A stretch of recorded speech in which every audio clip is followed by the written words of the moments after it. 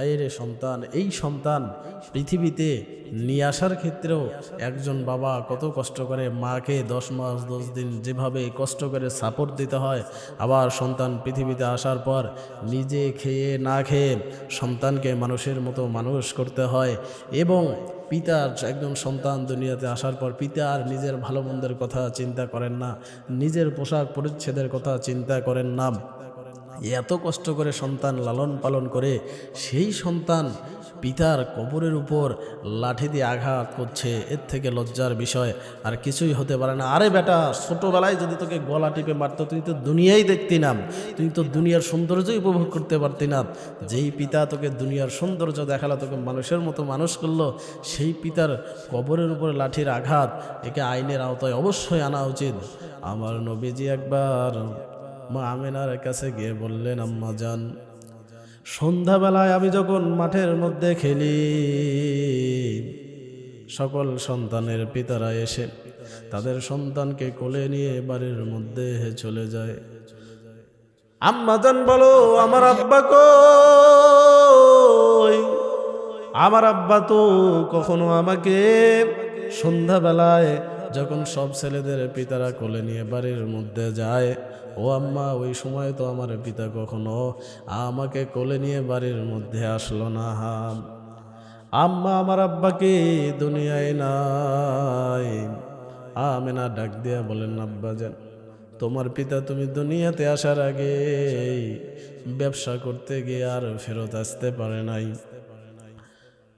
নবীজি ডাক দিয়া বলেন, আম্মা জান, তাহলে আমার বাবার কবরটা একটু আমাকে দেখাও, মনকে আমি একটু সান্ত্বনা দেই।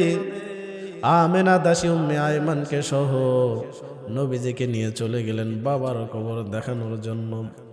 কিছু দূর যাওয়ার পর আমেনা নবীজিকে ডাক দিয়ে বলেন, এ মোহাম্মদ, ওই যে দেখো গাছের নিচে তোমার বাবার কবর। ব্যবসা করতে গিয়ে ফেরার পথে তোমার বাবা ইন্তেকাল করেছেন, আর ওই গাছের নিচে তোমার বাবাকে কবর দেওয়া হয়েছে। নবীজি উটের পিঠ থেকে লাফ দিয়ে নামলেন, বাবার কবরের পাশে গিয়ে অঝরে কাঁদলেন।